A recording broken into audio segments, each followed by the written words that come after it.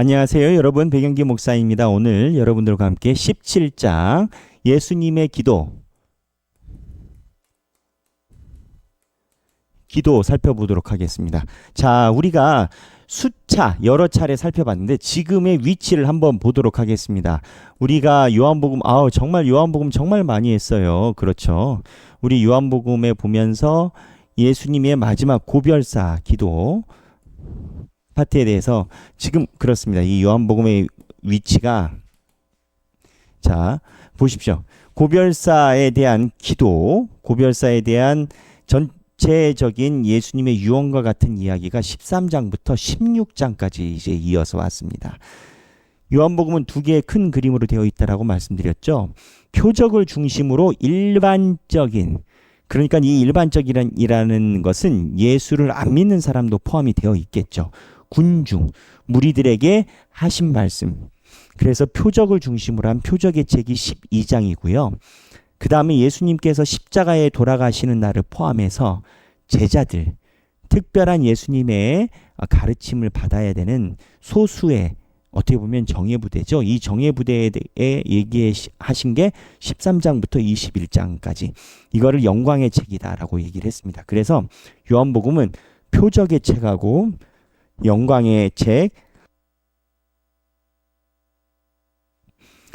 표적의 책하고 영광의 책, 이 두 가지로 나눠져서 요한복음은 구성이 되어 있다라고 여러분들께 말씀드렸죠. 그 중에서 우리가 며칠 동안 몇 번의 강의를 통해서 살펴봤던 게 이 영광의 책 중에 예수님의 고별, 어떻게 보면 유언에 가까운 이야기를 13장 하반부부터 16장까지 어렵게 왔습니다. 그리고 16장에 보면 맨 마지막에 예수님이 이런 이야기를 하시고 하신 고별의 마지막 단어가 뭐였냐? 너희로 내 안에서 평안을 누리게 함이라. 담대하라. 너희가 환난을 당하나 담대하라. 내가 세상을 이겼노라. 여기가 유언에 관련된 맨 마지막 말이었습니다. 담대하라. 그렇죠. 여기 담대하라. 그러면 16장까지 담대하라가 끝났고요. 17장에 들어갑니다. 이 16장에서 이야기가 끝나고 나서 예수님께서 제자들과 우리들을 위해서 기도를 하십니다. 분위기가 이런 건 거예요. 잘 생각해 보세요. 설교했어요. 설교하고 나서 백영기 목사가 설교 말미에 어떻게 합니까? 기도하죠. 우리 다 함께 기도하시겠습니다. 그래서 여러분들에게 기도할 기회를 드리고 제가 마지막 마무리로 기도하곤 하죠.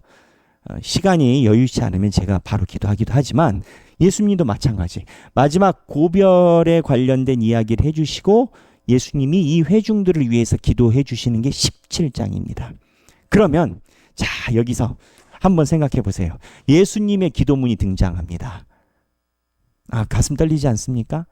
무슨 얘기냐? 예수님이 주기도문을 우리에게 알려주셨어요. 그런데 주기도문은 너희는 기도할 때 이렇게 하라 이건 거예요. 그렇죠. 그런데 오늘 요한복음 17장에 나온 건 예수님이 기도하신 기도 전문이에요. 이렇게 긴 예수 그리스도에 대한 기도 전문이 마태마가 누가에 있냐? 없어요. 공관복음에 없어요. 요한복음에 있는 특이한 거예요. 요한복음에만 기록되어 있는 몇 가지가 있습니다.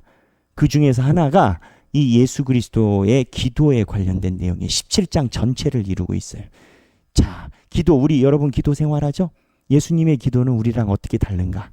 한번 그렇게 보면 재밌지 않겠습니까? 그래서 오늘 17장에 들어가서 여러분들의 집중해야 되는 포인트를 말씀드리고, 그래서 예수님의 기도를 보면은 예수님의 기도는 크게 두 파트, 그리고 좀 세부적으로 보면 세 개로 볼 수 있는 경향이 있어요. 구성을 보면 첫 번째, 예수님이 십자가에 자기를 봉헌하는 기도를 합니다. 하나님께 드리는 기도를. 이게 1에서 8절이고요. 두 번째, 예수님이 자기를 드렸잖아요. 그러니까 자기를 따르는 제자, 그리고 제자 플러스, 제자 정도는 안 되지만 성도. 마태마가 누가 요한은요, 예수님의 제자의 무리를 명확하게 구분해 놓습니다. 누가는 이게 조금 더 심하고요. 요한복음도 마찬가지예요. 요한복음도 해놔요. 무리가 있고요. 무리와 군중이 있고, 그리고 무리 군중 중에서 제자단이 있고, 제자단, 누가복음 같은 경우는 제자단이 있고, 그 중에서 12제자가 있고, 12제자 중에서 수제자가 있습니다. 그래서 성경을 기록하는 사람들도 이 신앙의 단계, 예수님이 가까이 한 신앙의 단계를 똑같이 보지 않아요. 무리 군중, 이 사람들은 믿었다 안 믿었다, 안 믿기도 하고 믿기도 하고 그런 사람들이고, 무리 군중, 제자들의 무리, 그 다음에 제자들의 무리 중에 특화된 12제자, 12제자 중에서 예수님의 수제자 그룹, 베드로, 야고보, 요한, 변화산에 데리고 간 3명의 제자, 베드로, 야고보, 요한, 예수님이 또 겟세마네 동산에 데리고 간 3제자, 베드로, 야고보, 요한.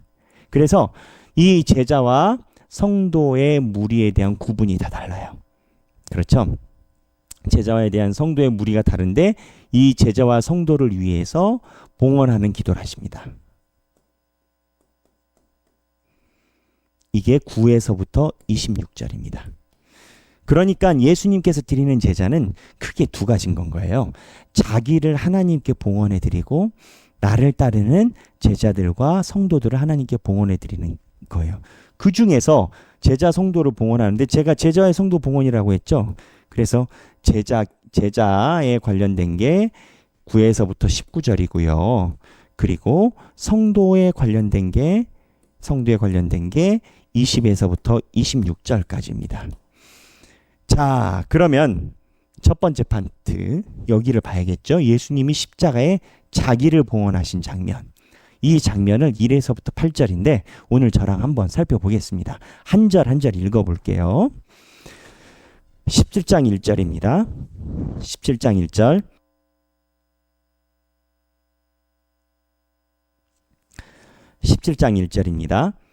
예수께서 이 말씀을 하시고 눈을 들어 하늘을 우러러 이르시되, 아버지여, 때가 이르렀사오니 아들을 영화롭게 하사 아들로 아버지를 영화롭게 하옵소서. 자, 때를 이야기하십니다. 하나님의 때가 있습니다. 우리도 인생의 때가 있습니다. 예수님께 배워야 할 때가 있고, 예수님을 위해서 헌신할 때가 있고, 예수님처럼 고난을 당할 때가 있고, 하나님의 영광을 기다려야 될 때가 있고, 그때는 우리가 정하지 못합니다. 하나님이 우리에게 때를 주시는 겁니다. 그때 최선을 다하면 하나님이 우리를 사랑해 주시는 거겠죠. 여러분들은 지금 무슨 때일까요? 말씀 훈련하는 때가 있습니다. 근데 여기에서 우리가 그냥 여담이 아니라 중요한 건데, 17장 1절에 보면 눈을 들어 하늘을 이렇게 되어 있어요. 얼마 전에 인터넷 전략팀에서 질문이 나왔던 내용 중에 하나인데, 기도할 때 눈을 감고 꼭 해야 되나요? 유대인들은요, 기도할 때 눈을 감지 못하게 했답니다. 저도 이번에 알았어요. 왜 눈을 감지 못하게 했냐면, 기도할 때 눈을 감으면 무언가 신비롭고 막 에너지를 느끼고 이렇게 몽환적인 신비를 추구한다고 해서, 유대인들은 더욱더 하나님 앞에 기도드리는 바른 자세를 눈을 뜨고 하늘을 향해서 하는 기도를 올바른 기도라고 생각을 했답니다. 그렇다면 우리는 왜 눈을 감으라라고 할까요? 아동부 가면 애들 다 눈 감으라라고 해요. 왜 눈 감으라라고 하겠어요? 눈을 뜨면 해차래요. 눈을 뜨면 아이들이 장난을 쳐. 그러니까 오히려 집중하게 기도를 할 땐 눈을 감는 것이다, 이렇게 가르치는 건 거예요. 우리도 마찬가지예요. 우리도 집중하기 위해서 눈을 감고 하나님께 기도를 드려요.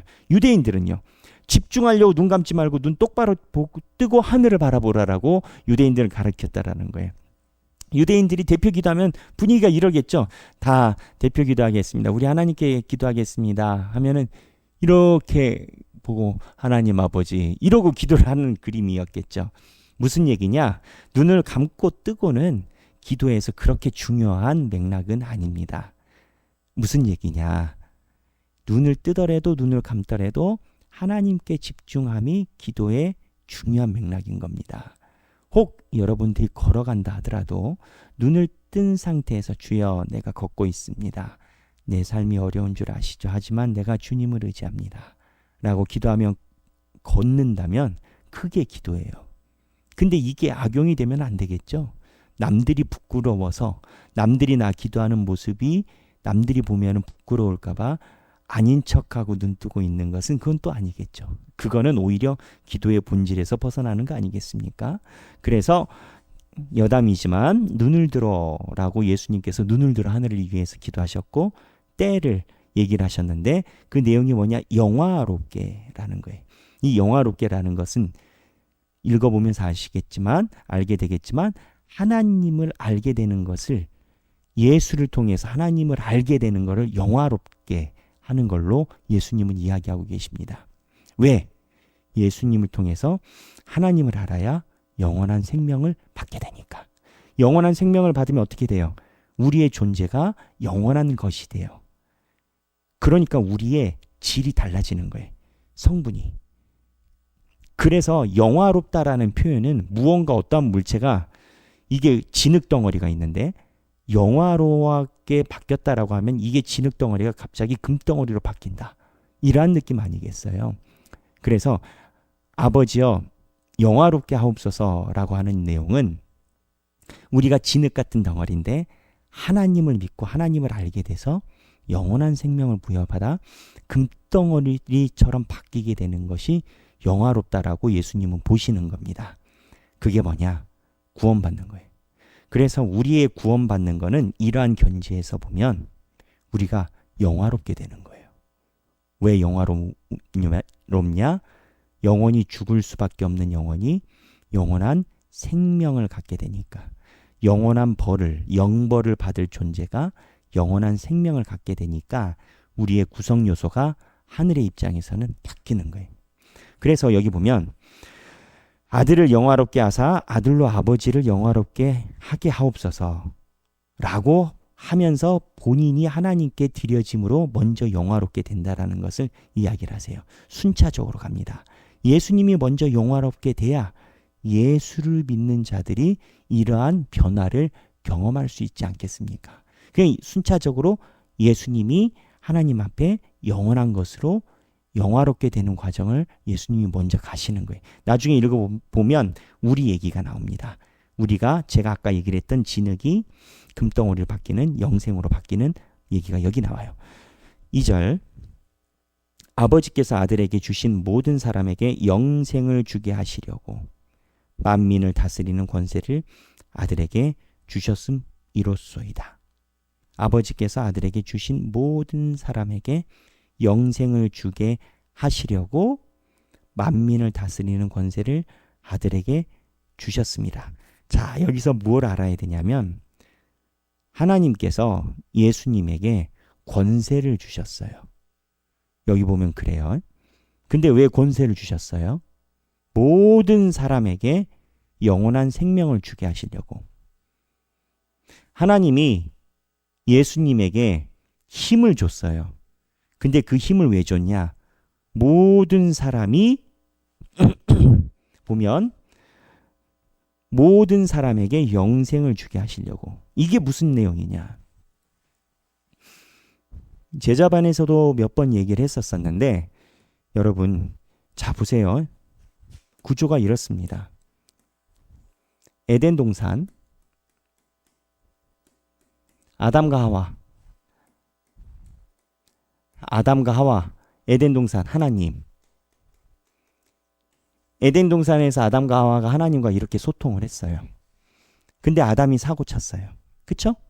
아담이 사고 쳐가지고 밑으로 내려왔어요. 여기에 인간이에요. 자, 여기에서 내려온 이만큼의 공간을 누가 끌어올리세요? 이게 예수가 채우세요. 이걸 어떻게 예수가 채우세요?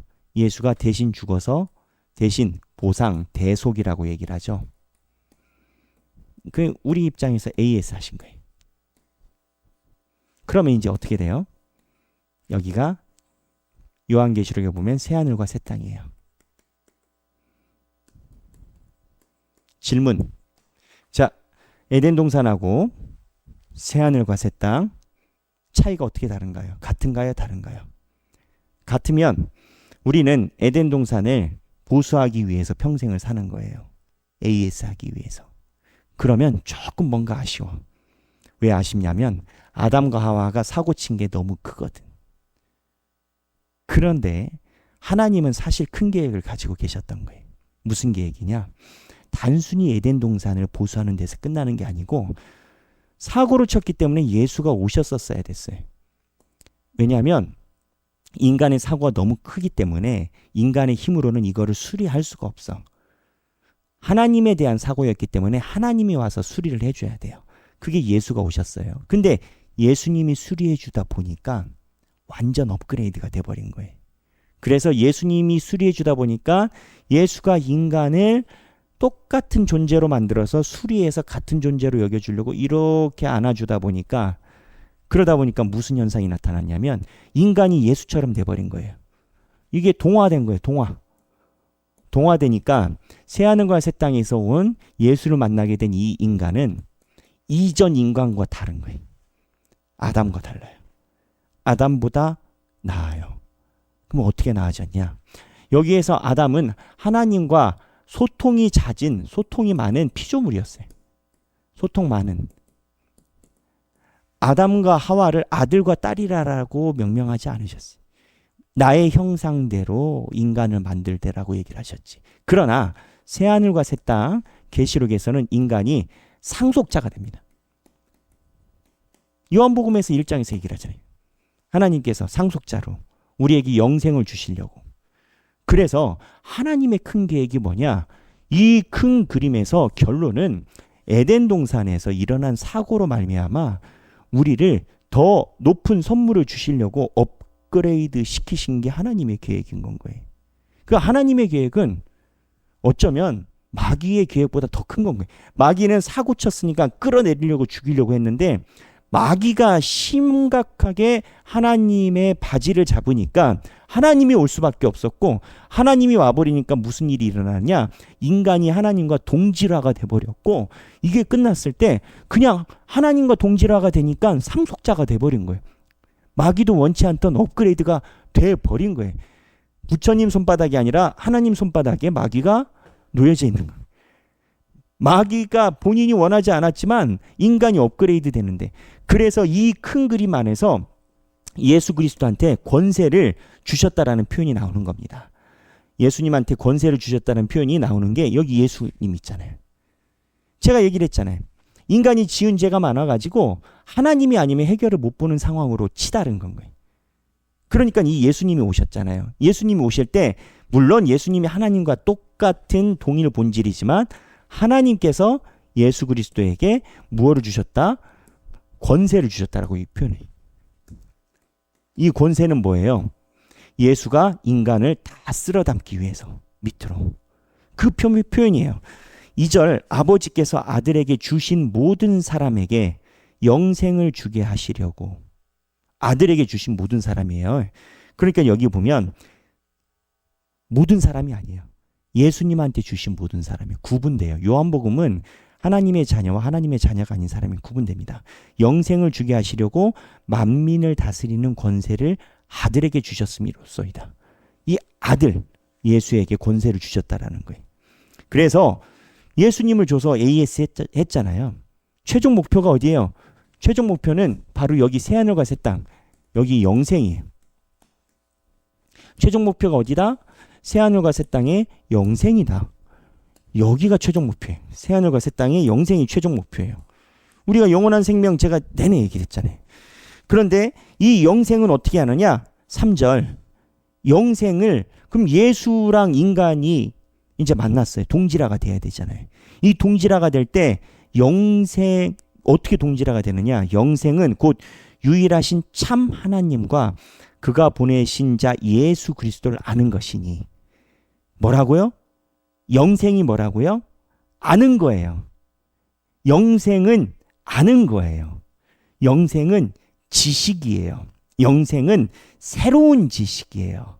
영생은 그리스도 안에 참 지식이에요. 그 참 지식이 뭐냐? 간단해요. 예수 그리스도 안에 하나님을 보는 거예요. 이걸 믿는 거예요. 그러니까 여러분들은 예수를 믿는다라고 생각을 하지만 누차 얘기를 하잖아요. 하나님께서 예수를 믿을 만한 그 기회를 주지 않으면 여러분 못 믿는다고요. 우리는 간단한 문구처럼 여겨요. 난 하나님이 살아계심을 믿어요.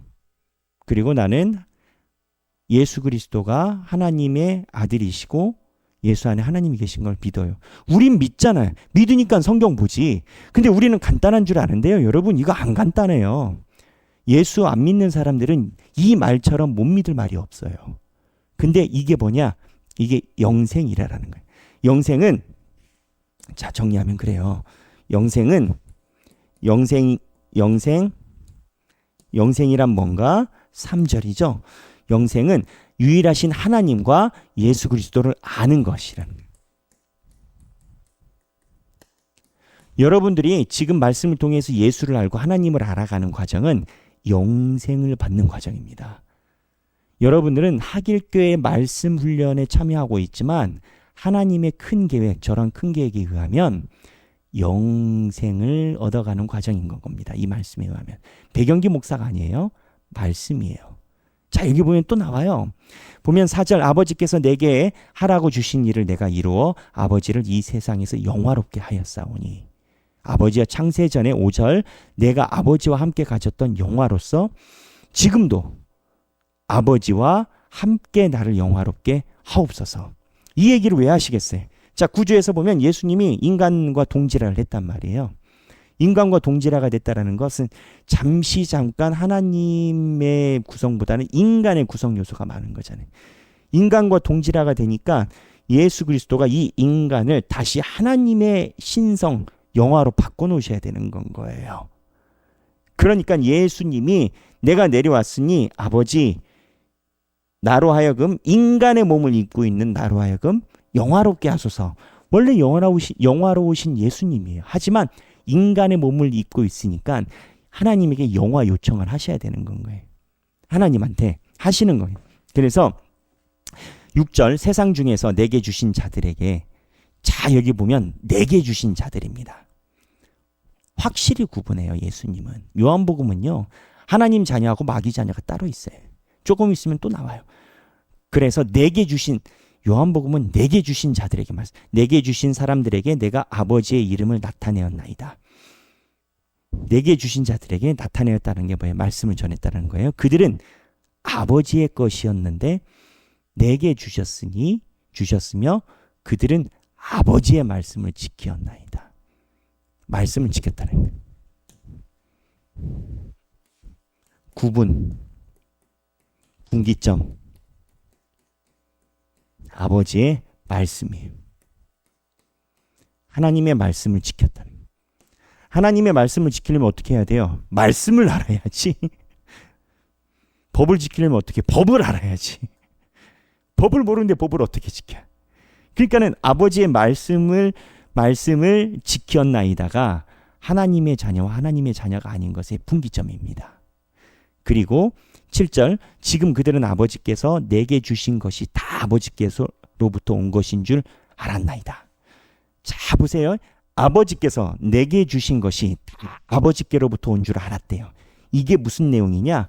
이 구조예요. 지금 인간이 예수 그리스도 안에 있는 이 모든 것이 하나님이 예수가 하나님 안에 있는 것을 인간이 믿었다라는 거예요. 인간이 예수를 통해서 하나님을 믿었다라는 거예요. 이게 중요해요. 가끔 우리 그 생각하잖아요. 이렇게 가면 안 되나? 왜 꼭 이렇게 가야 되나? 이렇게는 안 되나? 예수 빼고 이렇게 가면 안 되나? 안 돼요, 여러분. 왜 안 되는지 아세요? 하나님은 직접 자기를 계시한 적이 없어요. 인간이 하나님을 직접 계시하면 인간이 하나님을 구분하지 못하고 죄성에서 죽어요. 그래서 마치 태양을 바라보면, 여러분, 선글라스의 이유가 뭡니까? 선글라스, 제가 제자 교육할 때 몇 번 나눴었는데, 원래 그 선글라스의 기원이 뭔지 아십니까? 2차 세계대전 때 전투기 조종사들이 항공을 하다 보니까 태양을 직접 볼 때가 너무 많은 거예요. 근데 태양을 직접 보면 어떻게 돼요? 눈이 멀어요. 10분 동안 태양 쳐다보십시오, 여러분. 눈 안 머는 사람 없습니다. 우리가 안 보니까 눈을 안 머는 거지. 그때 보잉사에서 이 조종사들을 눈을 지키기 위해서 선글라스를 그래서 선글라스가 보잉 형태가 선글라스의 기원이에요. 근데 이 선글라스의 장단점이 있어요. 장점은 뭐냐? 선글라스만 있어야 태양을 보는 건 거예요. 근데 예수를 보내주셨단 말이에요. 예수는 선글라스보다 그 위예요. 그러니까 선글라스보다 더 위야, 예수님은. 그러니까 예수님은 선글라스는 태양을 볼 때 갖다 놓으면 태양이 색깔이 버려져 있는 거지만 예수님을 통해서는 하나님을 그대로 볼 수 있는 거예요. 그러니까 하나님이 주신 말씀을 지켰다라는 건데 하나님의 말씀을 제대로 알아야 따라가는 거 아니겠어요? 제대로 알려면 어떻게 해야 돼요? 하나님을 알아야지. 근데 하나님을 아는 절대적인 방법이 뭐예요? 예수를 아는 것밖에 없는 건 거예요. 인간이 다이렉트로 종교다운주의가 되지 않는다니까요. 하나님의 신성이 이 지구상에 똑같이 배어 있어도 다른 종교에서도 하나님의 신성의 감을 가져요. 부인하지 않아요. 로마서에 의하면 다른 종교도 신에 대한 신성의 감각을 가져요. 신비도 가져요. 근데 왜 예수가 예수여야 하냐고요. 예수가 아니면 하나님을 정확하게 알 수가 없어요. 그러니까 이렇게 못 가는 거예요. 그래서 여기 보면은 그들은 내 말씀을 지켰고 7절에 그들은 아버지께서 내게 주신 것이 다 아버지로부터 온 것인 줄 알았나이다. 이렇게 돼요. 8절 나는 아버지께서 내게 주신 말씀들을 그들에게 주었사오며 그들은 이것을 받고 내가 아버지께로부터 나온 줄을 참으로 아오며 아버지께서 나를 보내신 줄도 믿었사옵나이다. 이렇게 기록이 되어 있어요. 나는 아버지께서 내게 주신 말씀들을 그들에게 주었사오며 그들은 이것을 받고 내가 아버지께로부터 나온 줄을 참으로 아오며 아버지께서 나를 보내신 줄도 믿었나이다. 그래서 구분점이 뭐냐? 믿었다는 건데 하나님의 말씀을 믿었냐라는 거예요. 오늘 27분이나 됐는데 강의를 아마 2개를 쪼개지 않았을까 싶습니다. 네. 그래서 오늘 예수님의 기도 1절에서부터 8절을 예수님의 기도 아주 중요하죠. 여러분 이렇게 보면 예수님의 기도문이 기록되어 있다는 게 특이한 경우 아니겠어요. 여러분들 이 내용에 있는 말씀대로라면 하나님의 때 하나님이 우리를 알게 해주셨다라는 거예요. 예수를 통해서만 우리가 하나님의 말씀을 알게 됐다라는 거예요. 그러면 생각하기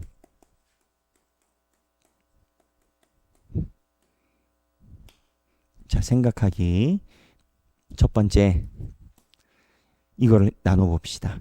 우리의 신앙 고백을 해봅시다. 우리의 신앙 고백을 써보자.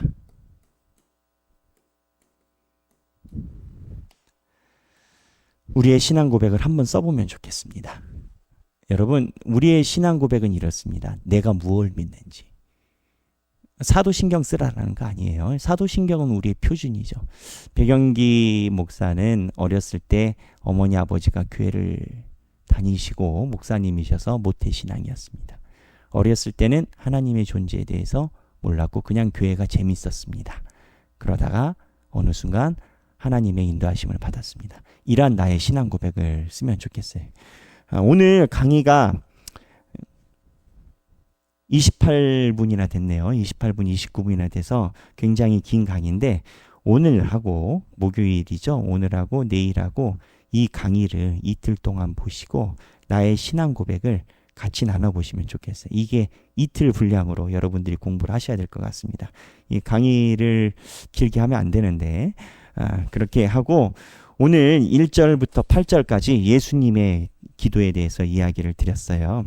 그리고 칼빈의 메일 묵상은 74번 감사함으로 구하고 아뢰라 라고 나옵니다. 감사해야 될 구체적인 사항을 떠올리며 하나님께 기도하는 시간을 가져가라.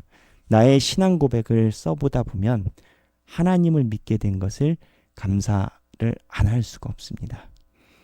나의 신앙 고백을 한번 써보시고 이틀 동안 이 내용을 차근차근 읽어보시고 제가 말씀드렸던 이 구조 다시 한번 생각해 보시고 우리의 신앙 고백을 하나님께 써보시는 여러분, 그리고 가능하면 모든 분들이 나의 신앙 고백은 쓸 수 있잖아요. 내 삶을 나누는 것이 아니라 내가 믿는 하나님에 대해 기술하는 거잖아요.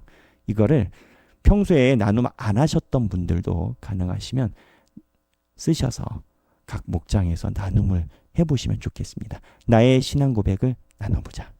네, 오늘 행복한 성경 읽기 되시길 바랍니다. 감사합니다.